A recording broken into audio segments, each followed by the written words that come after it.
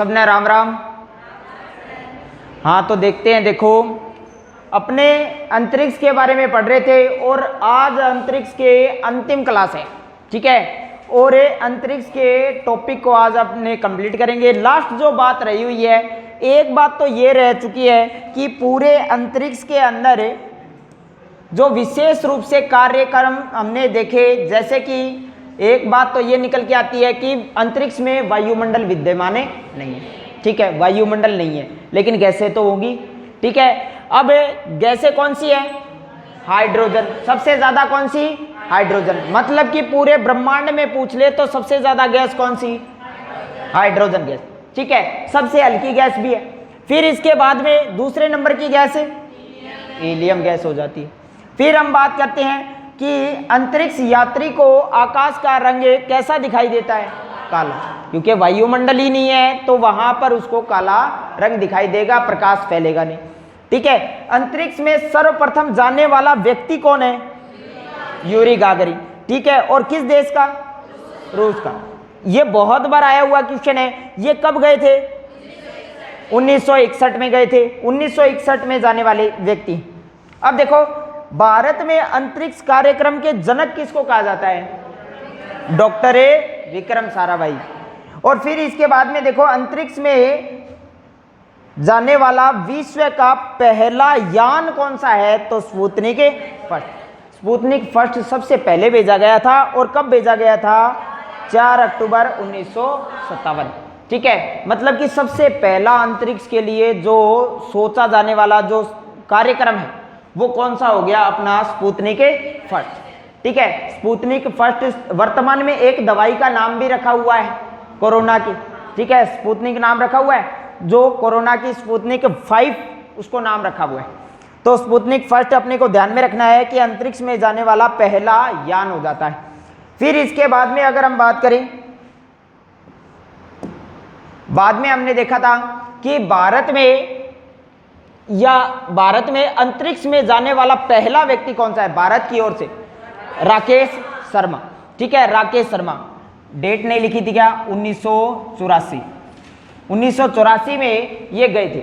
फिर इसके बाद में अंतरिक्ष में जाने वाली पहली भारतीय महिला अगर पूछ ले तो कल्पना चावला। कल्पना चावला, यहाँ हरियाणा से इनका संबंध आता है। 1997 में 3 बार ये जा चुकी हैं। सबसे पहले पूछा हुआ है तो ये कल्पना चावला, ठीक है। फिर इसके बाद में दूसरी महिला सुनीता विलियम्स, तीसरी सिरिसा बांदला, ठीक है। इसके लिए मैंने पहले भी बताया हुआ है, इसरो के अंदर मैंने साफ साफ बताया था कि सिरिसा जो बांदला है ये वर्जिन गैलेक्टिक यान, वर्जिन गैलेक्टिक यान से ये गई थी, ठीक है। स्पेसएक्स कंपनी के थ्रू के जरिए ये गई थी, ठीक है। SpaceX company, space x company, ठीक है। ये तो नहीं पूछा जाता लेकिन यान का नाम ज्यादातर पूछा जाता है, मैंने बताया था उस समय, ठीक है। वर्जिन गैलेक्टिक यान से ये गई थी, ठीक है, सिरिसा बांदला। फिर इसके अलावा देखो आगे हम देख लेते हैं,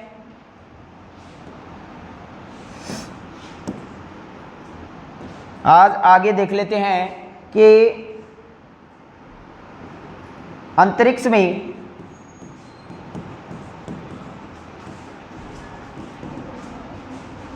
सर्वप्रथम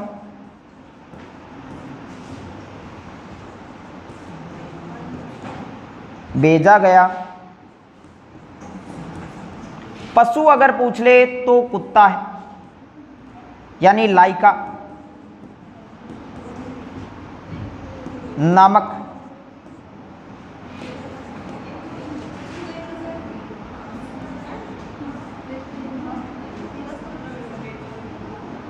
कुतिया, ठीक है। लाइका नामक कुतिया को सबसे पहले भेजा गया था, लेकिन ये रास्ते में ही क्या है, ये मर गई थी, ठीक है। ये बात निकल के आती है। ये बात कब इनको भेजा गया था? ये 1957 में ही भेजा गया था, ठीक है। ये बात भी ध्यान में रखना, 1957 में ही भेजा गया था।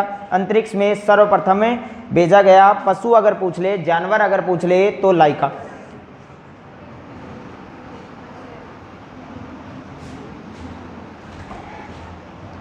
लिख लिया क्या?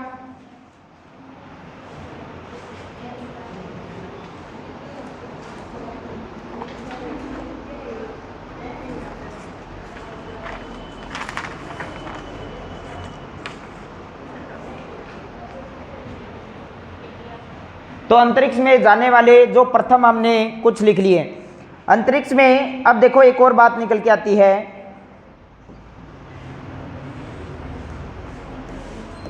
अंतरिक्ष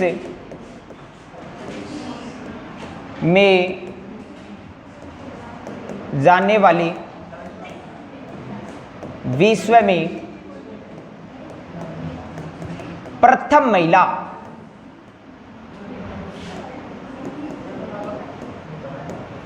विश्व में प्रथम महिला, अच्छा, वैलेंटीना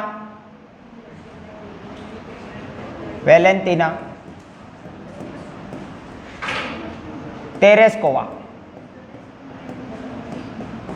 वैलेंटीना तेरेस्कोवा, इनका संबंध रूस से, इनका संबंध आता है वोस्टॉक या वोस्टॉक 6 यान से ये गई थी।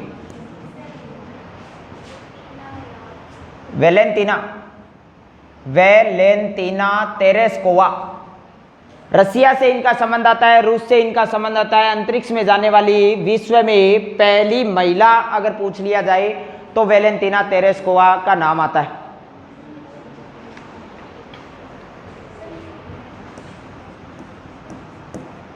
अंतरिक्ष में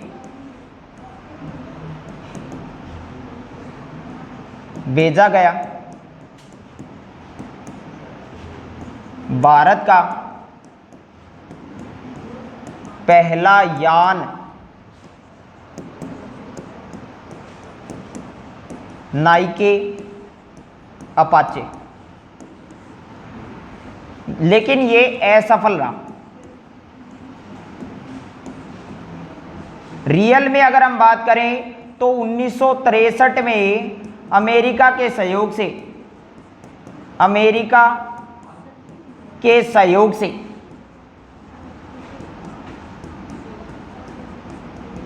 एपीजे अब्दुल कलाम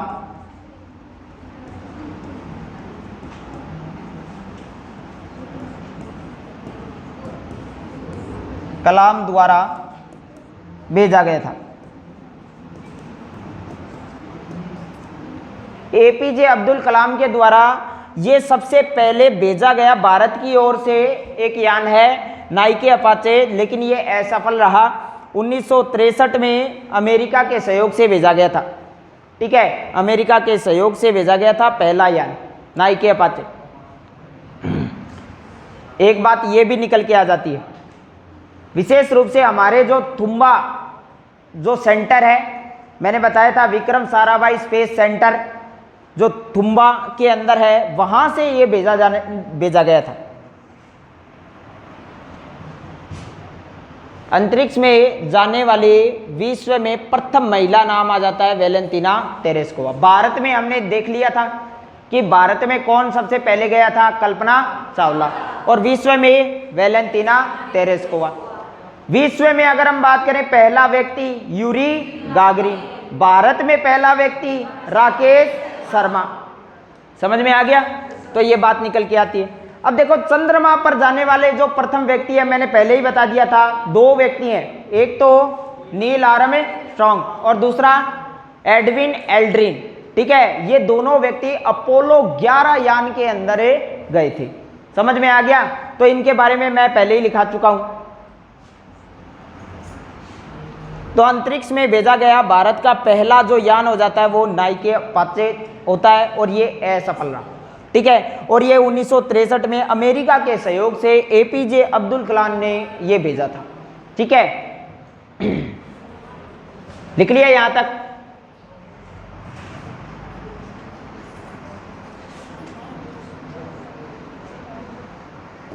अब देखो एक और बात निकल के आती है,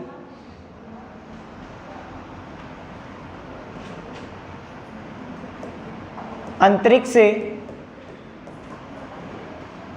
में अंतरिक्ष में सर्वाधिक दिनों तक रहने का रिकॉर्ड अगर हम बात करें भारत में, भारत की ओर से, तो नाम आता है सुनीता विलियम्स।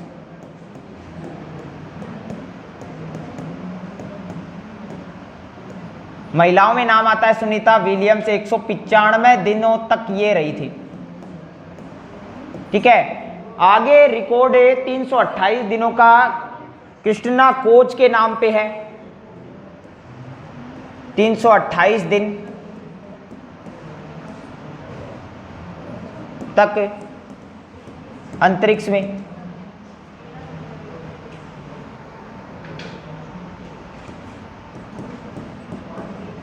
में रहने का रिकॉर्ड क्रिस्टीना कोच का नाम आता है। क्रिस्टीना कोच का नाम आता है 328 दिन तक। ठीक है, एक बात ये भी निकल के आती है,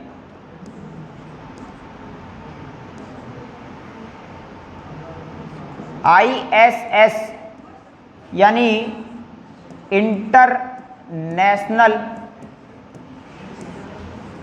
स्पेस स्टेशन,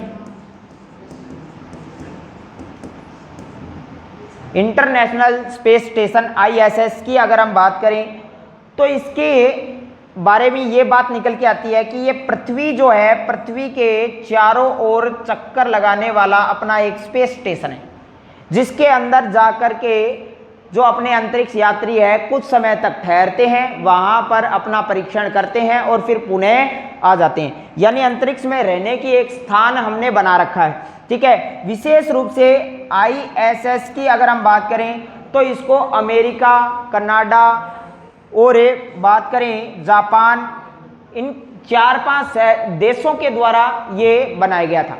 ठीक है, के सहयोग से बनाया गया था इंटरनेशनल स्पेस स्टेशन। यहीं पर एक क्वेश्चन क्या निकल के आता है कि एक दिन में 15 बार सूर्य उदय व सूर्यास्त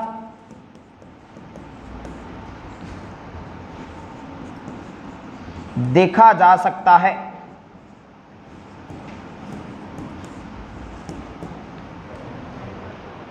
इसी तरीके से भू स्थिर उपग्रह का नाम आता है। भू स्थिर उपग्रह का नाम आता है जो हमारी पृथ्वी की कक्षा में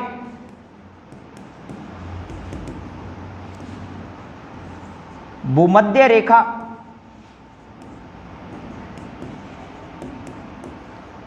के समानांतर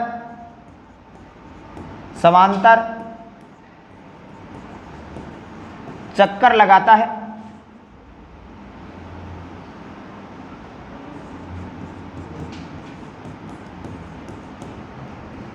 भू स्थिर उपग्रह, और इसकी बात हम करें तो ये पृथ्वी के घूर्णन के बराबर इसका परिक्रमण काल है। यानी पृथ्वी जैसे जैसे घूमती है, 24 घंटे में घूमती है, तो 24 घंटे का इसका क्या हो जाता है, परिक्रमण हो जाता है। मतलब कि पृथ्वी के चारों ओर 24 घंटे में एक बार चक्कर लगाता है। लेकिन इंटरनेशनल स्पेस स्टेशन की अगर हम बात करें ISS की, तो ये एक दिन में 15 बार चक्कर लगा लेता है, जिसके कारण सूर्य उदय व सूर्यास्त जो है यहाँ पर 15 बार देखा जा सकता है। ठीक है, ये बात निकल के आ जाती है।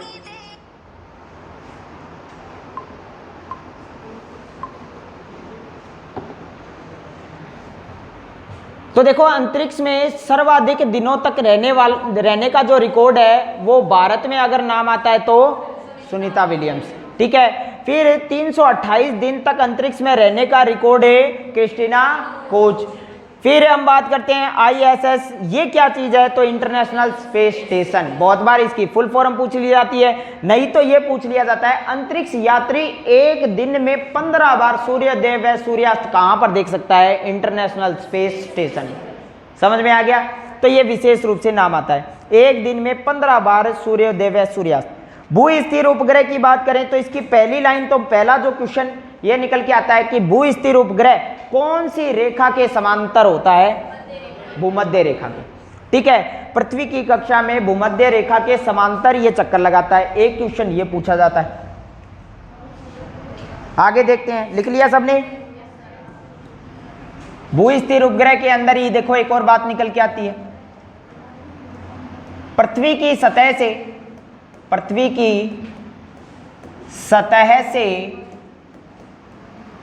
36,000 किलोमीटर की ऊंचाई पर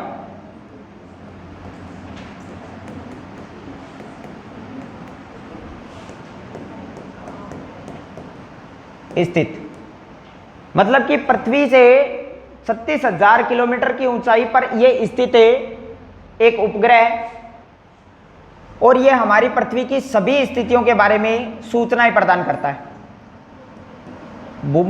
भू स्थिर उपग्रह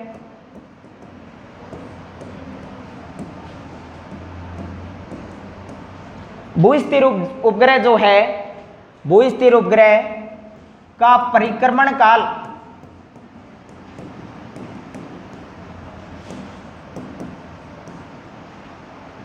पृथ्वी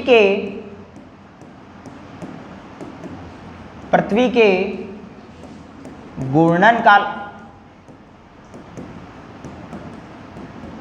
के बराबर होता है। कुल भू स्थिर उपग्रह कितने हैं? कुल भू स्थिर उपग्रह 3 हैं। पृथ्वी के चारों ओर कुल भू स्थिर उपग्रह की हम बात करें तो 3 है। इस तरीके से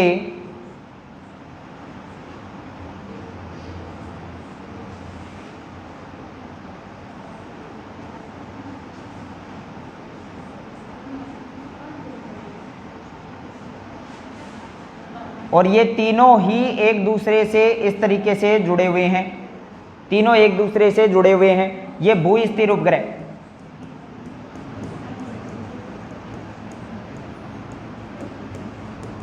भू स्थिर उपग्रह भूमि के यानी पृथ्वी से लगभग 36,000 किलोमीटर की ऊंचाई पर ये स्थापित किए जाते हैं। और बात करें भूमध्य रेखा के बिल्कुल सीधा इनको स्थापित किया जाता है ऊपर की तरफ, यानी 90 डिग्री के लंबवत। अगर हम बात करें कि भू स्थिर उपग्रह का जो परिक्रमण होता है वो पृथ्वी के घूर्णन काल के बराबर होता है। कुल भू स्थिर उपग्रह ये 3। ये आज तक के 4 मैंने जो बातें बताई है, ये 4 के 4 सीधे सीधे क्वेश्चन आए हुए हैं। ठीक है, और वर्तमान में इनकी चर्चा हो चुकी है। ठीक है, तो भू स्थिर उपग्रह की सारी बात हमने कंप्लीट कर ली। ठीक है, ISS यानी इंटरनेशनल स्पेस स्टेशन की हमने बात कर ली, समझ में आ गया। फिर हमारा जो लास्ट पॉइंट अपना बचता है वो है सूर्य के बारे में। ठीक है, सूर्य के बारे में एक छोटी सी चर्चा और कर लेते हैं, और फिर अपना जो अंतरिक्ष है वो अंतरिक्ष से स्पेस कंप्लीट हो जाता है। ठीक है, कल अपने क्या पढ़ेंगे? नोबेल, कौन से? नोबेल पुरस्कार के बारे में जानकारी प्राप्त करेंगे अपने। ठीक है, पूर्ण रूप से। अब देखो आगे हम देख लेते हैं। देखो सूर्य यानी सन। सूर्य की अगर हम बात करें तो सूर्य कुल 6 परतों से मिलकर बना हुआ है। सूर्य कुल 6 परतों से मिलकर बना हुआ है।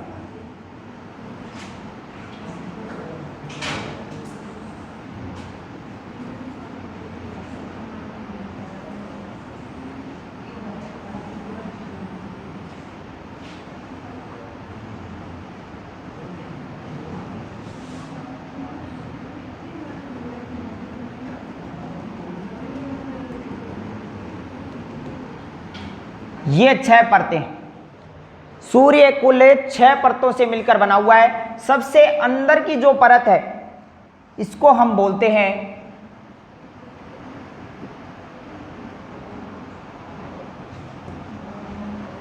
कोर या क्रोड या सूर्य का नाभिक।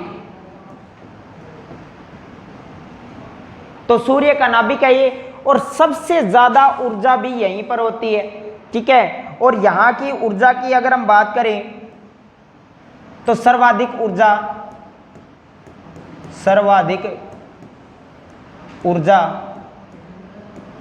व तापमान सूर्य के नाभिक का होता है। सर्वाधिक ऊर्जा व तापमान सूर्य के नाभिक का होता है। यहां पर इसका तापमान की बात करें तो 15 million degree Celsius, 15 million degree Celsius इसका तापमान रहता है। फिर दूसरे पॉइंट की बात करें,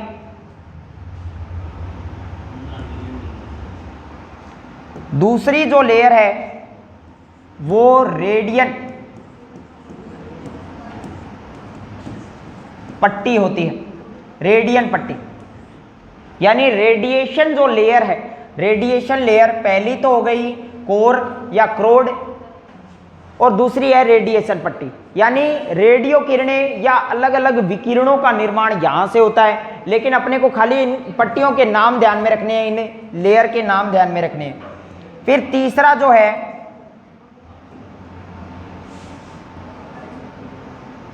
वो आ जाता है मध्य मंडल। ये इसका है मध्य मंडल। तीसरा जो है वो मध्य मंडल होता है। और चौथे की बात करें, चौथा आ जाता है प्रकाश मंडल, जिसको बोलते हैं फोटोस्फीयर।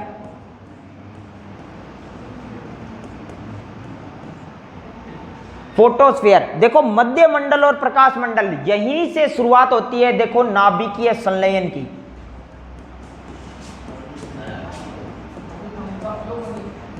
संलयन, नाभिकीय संलयन की यहां पर ही क्या देखा जाता है, विधि देखी जाती है, नाभिकीय संलयन।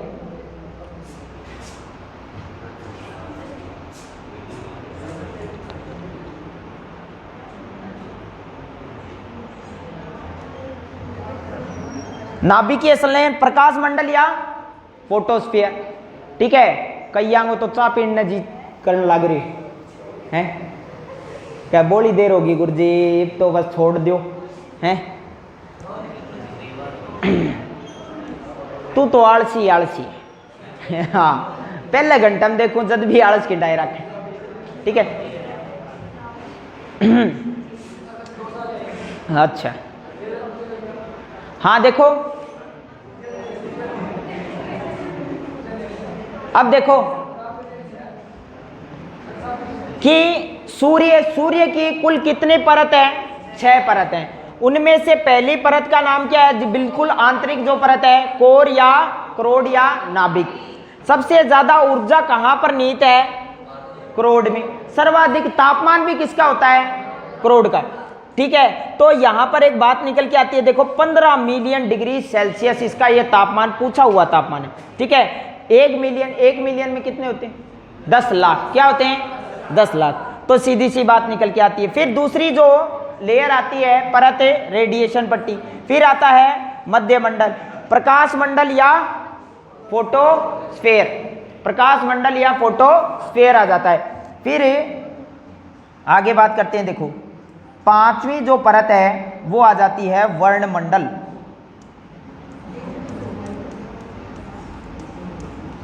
वर्णमंडल, जो हमको सूर्य की परत दिखाई देती है वो यही है वर्णमंडल।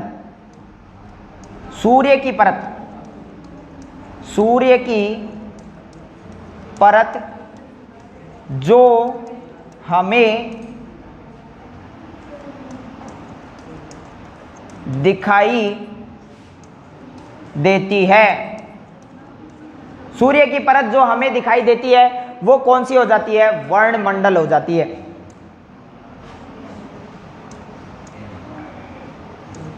इसी वर्णमंडल को हम क्रोमोस्फीयर के नाम से भी जानते हैं, क्रोमोस्फीयर। छठी परत की हम बात कर लेते हैं, लास्ट, इसको हम बोलते हैं कोरोना, कोरोना या किरीट। कोरोना या किरीट सबसे बाहरी परत, सबसे बाहरी परत। और एक बात और नोट करनी है, सबसे बाहरी परत एक सूर्य की सबसे बाहरी परत कोरोना या किरीट होती है, जहां पर काले से बादल या फिर हम बात करें ऊर्जा के बादल से बने हुए दिखाई देते हैं। तो कोरोना या किरीट इसी के अंदर है। इसी के नीचे लिखना है कि सूर्य का वायुमंडल, ये जो बाहर की तरफ दिखाई दे रहा है ये है सूर्य का वायुमंडल।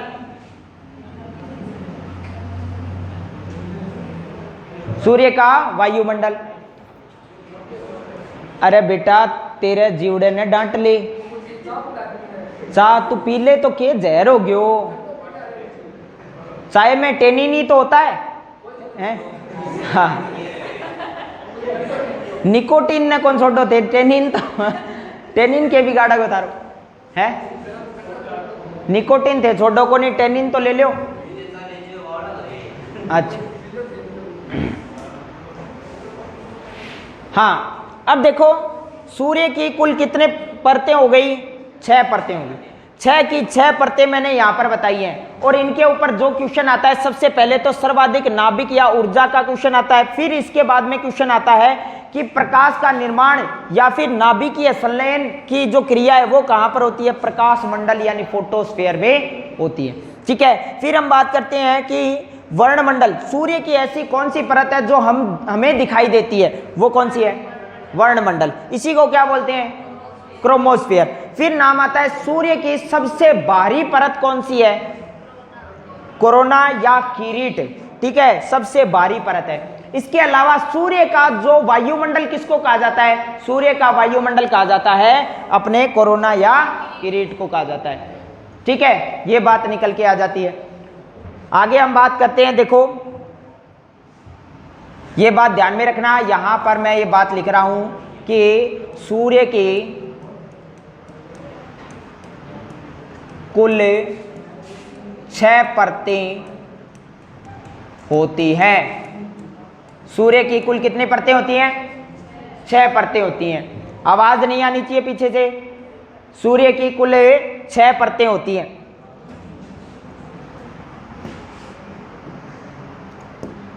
लिख लिया सबने?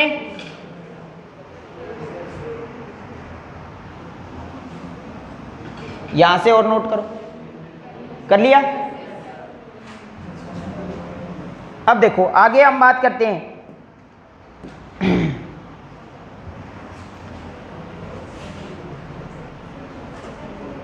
पृथ्वी के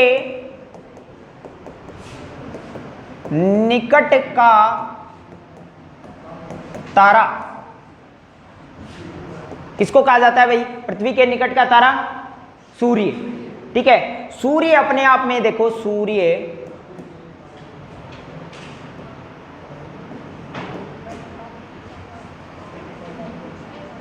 एक तारा है। सूर्य का संगठन की बात करें, सूर्य के संगठन में 1 नंबर पर या फिर हम बात करें सर्वाधिक जो पाई जाती है वो 71% है हाइड्रोजन, 26.5% है हीलियम और 2.5% की बात करें, देखो क्या बताया मैंने, सर्वाधिक जो गैस पाई जाती है वो कौन सी है?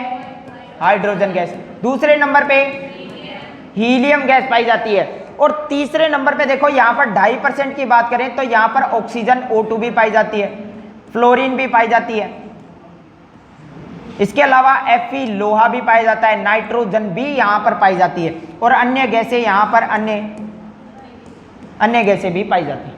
ठीक है, थोड़ी थोड़ी मात्रा में अन्य गैसें भी पाई जाती हैं। तो ये अपने सूर्य का एक संगठन है, सूर्य का संगठन। इसके अलावा देखो, सूर्य के संगठन के अलावा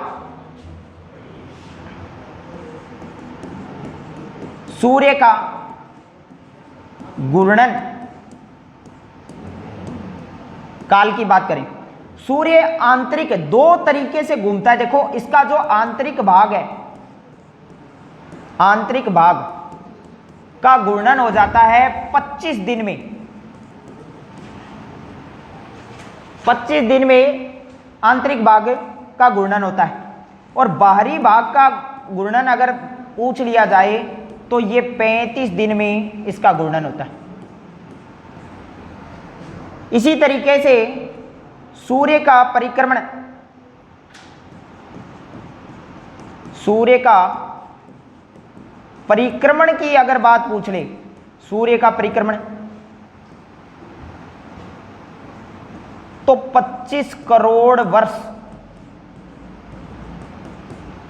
जिसको एक ब्रह्मांड वर्ष कहते हैं।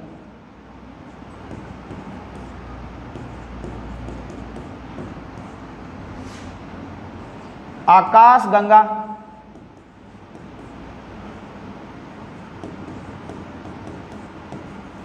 का चक्कर लगाता है, और आकाश गंगा चक्कर लगाती है पूरे ब्रह्मांड के। ठीक है, इस तरीके से ये परिक्रमा पूरी होती है। तो सूर्य का परिक्रमण काल पूछ लिया जाए तो सूर्य का परिक्रमण काल 25 करोड़ वर्ष में होता है। सूर्य का घूर्णन पूछ लिया जाए, आंतरिक भाग पूछ लिया जाए तो 25 दिन में, बाहरी भाग पूछ लिया जाए तो 35 दिन में। ठीक है, यानी 35 डेज। ये दो अलग अलग हिस्से होने का कारण है इसकी परतें और गैसों की परतें। मध्य मंडल जो मैंने बताया था, वहां से ये रेडिएशन किरणें अलग अलग निकलती हैं। ठीक है, सूर्य के प्रकाश में मैंने लिखाया हुआ है प्रकाश टॉपिक के अंदर कि सूर्य के प्रकाश में कौन कौन सी किरणें होती हैं, गामा किरणें होती हैं, होती है कि नहीं होती। ठीक है, फिर इसके बाद में अगर हम बात करें एक्स किरणें होती हैं, फिर इसके बाद में पराबैंगनी किरणें होती हैं क्या।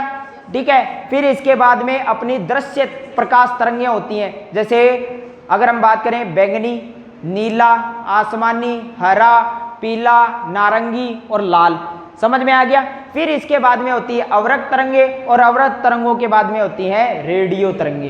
ठीक है, रेडियो तरंगे भी दो प्रकार की होती है, लघु रेडियो तरंगे और इसमें दीर्घ रेडियो तरंगे। ठीक है, तो ये बहुत सारी बातें निकल के आ जाती हैं।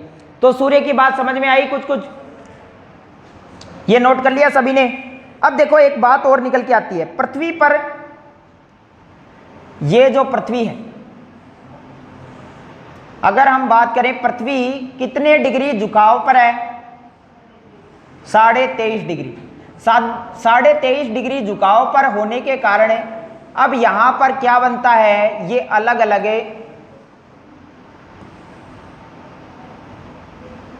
मौसम बनता है। अब देखो यहां पर अगर हम बात करें, जो ऋतुएं बनती हैं और जो मौसम बदलता है, उसके पीछे कारण क्या होता है, सूर्य और उसका तापमान। तापमान के कारण क्या होता है, पृथ्वी पर अलग अलग जगह पर जो पानी है वो वाष्पित होकर के ऊपर उठता है, और तापमान के कारण दाब कम और ज्यादा होता है। ठीक है, तो इस वजह से हवाओं का बहना जो है वो स्टार्ट होता है कि नहीं होता। ठीक है, अब हवाओं का जो बहना है वो स्टार्ट जो होता है वो जैसे उच्च दाब से निम्न दाब की ओर हवाओं का बहना स्टार्ट होता है। ठीक है, उच्च दाब, अब उच्च दाब कैसे बनता है और निम्न दाब कैसे बनता है, जहां पर सूर्य की किरणें ज्यादा पड़ी तो वहां पर उच्च दाब, समझ में आ गया, और जहां पर सूर्य की किरणें कम पड़ेगी वहां पर निम्न दाब। ठीक है, ये बात निकल के आ जाती है। अब देखते हैं, देखो यहां पर अगर यहां पर हम बात करें, ये जो रेखा है जो बीच में है वो तो कौन सी हो गई, 0 डिग्री, भूमध्य रेखा या विषुवत रेखा हम इसको कहेंगे। ठीक है, और यहां पर अगर हम बात करें, ये अपनी हो जाती है कर्क रेखा। कर्क रेखा 23.5 डिग्री, उत्तरी अक्षांश बोलते हैं क्या इसको। ठीक है, और ये हो जाती है अपनी मकर रेखा।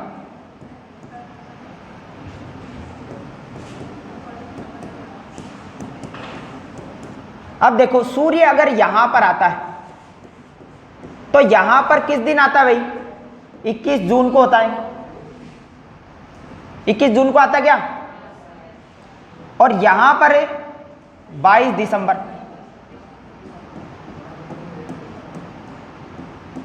22 दिसंबर को सूर्य लंबवत होता है।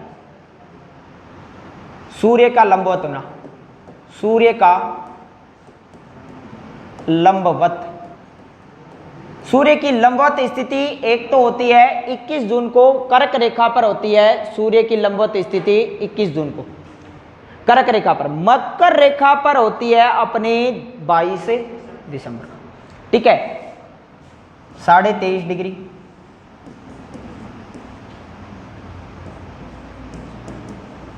दक्षिणी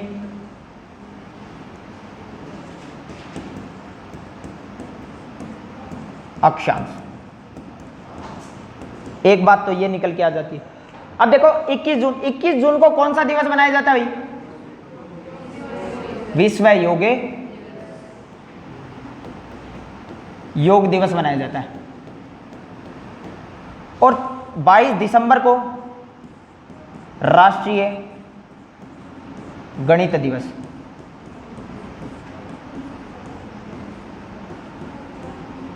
यानी 21 ने योग करने के बाद में अपनी कैलकुलेशन 22 दिसंबर ने पूरी हो गए। समझ में आ रही है कि? अब देखो यहां पर बीच में सूर्य कब लंबवत होता है?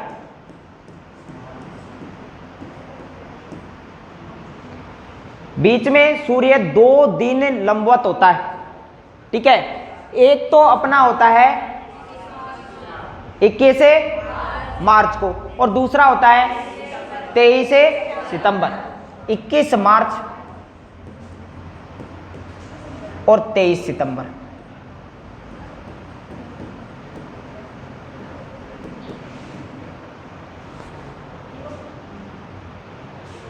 अब यहां पर अगर हम बात करें तो 21 मार्च और 23 सितंबर की जो ये घटना निकल के आती है, यहां पर विषुव बनता है। क्या बनता है? विषुव बनता है, सर्द विषुव और एक ग्रीष्म विषुव। ये दो स्थितियां बनती है। तो यहां पर ध्यान में रखना, सर्द विषुव व ग्रीष्म विषुव, विषुव। तो ये ध्यान में रखना है। तो देखो सूर्य के लंबवत स्थिति पर होने पर ये जो भूमध्य रेखा पर अगर लंबवत है तो यहां पर 21 मार्च और 23 सितंबर को होता है और 21 जून को होता है अपने उत्तरी अक्षांश यानी कर्क रेखा पर, और मकर रेखा पर होता है 22 दिसंबर को, और दक्षिणी अक्षांश इसको हम बोलते हैं, ठीक है। इसको बोलते हैं देखो सूर्य का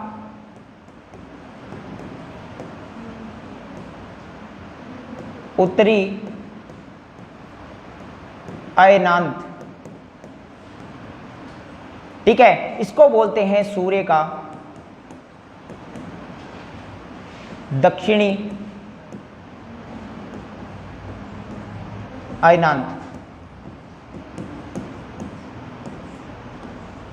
यानी यह तो हो गया उत्तरायण और ये हो गया दक्षिणायन, ठीक है। इस तरीके की ये स्थिति यहां पर सूर्य की पृथ्वी पर स्थिति क्या बनती है ये मैंने सारी बता दी। समझ में आ रहा है? तो किसी भी तरीके से अगर पूछ लिया जाए उत्तरी अयनांत कब होता है, दक्षिणी अयनांत कब होता है, तो वो सारी स्थितियां यहां पर आ चुकी है। कब लंबवत चमकता है सूर्य कर्क रेखा पर, कब मकर रेखा पर चमकता है, कब भूमध्य रेखा पर चमकता है, सर्द या ग्रीष्म विषुव कब बनते हैं जब भूमध्य रेखा के लंबवत सूर्य आता है। समझ में आ गया?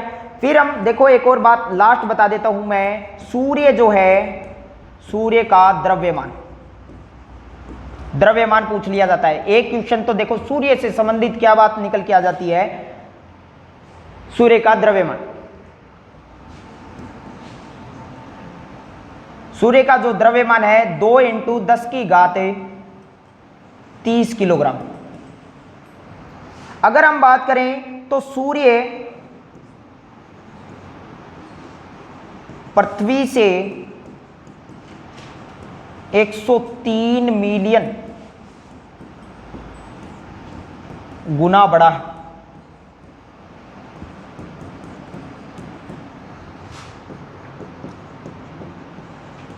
सूर्य की किरणों को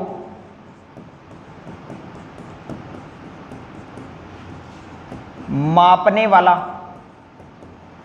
यंत्र, अगर पूछ ले सूर्य की किरणों को या सूर्य की किरणों की गति को मापने वाला यंत्र, एक्टिनोमीटर।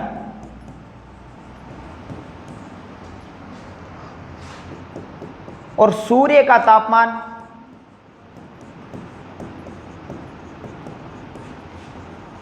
मापने वाला यंत्र, पायरोमीटर।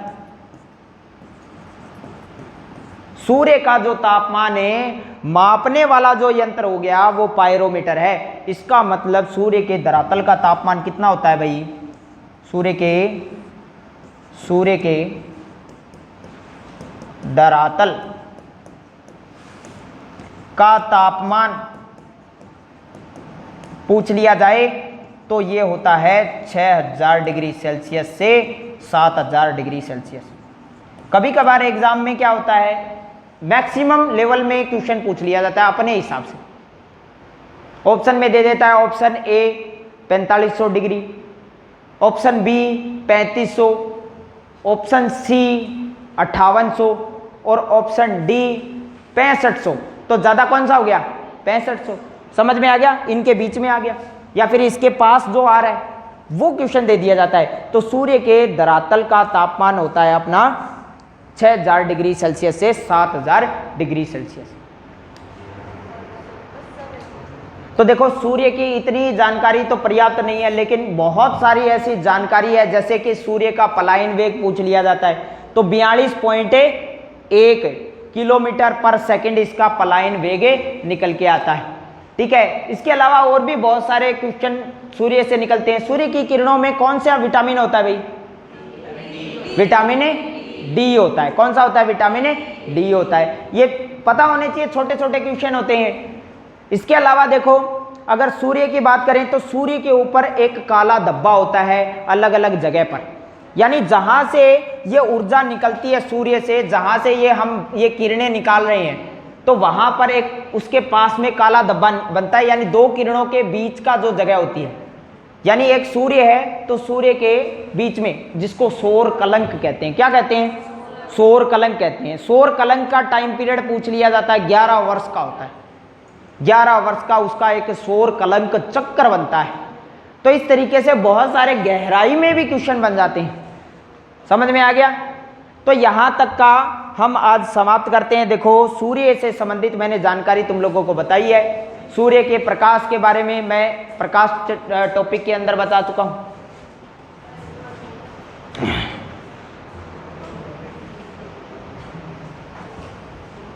तो समझ में आया कुछ? मजा आयोगे? बढ़िया है। तो इसी तरीके से ये टॉपिक चलते रहेंगे और ज़िंदगी आहिस्ता आहिस्ता चलती रहेगी। ठीक है।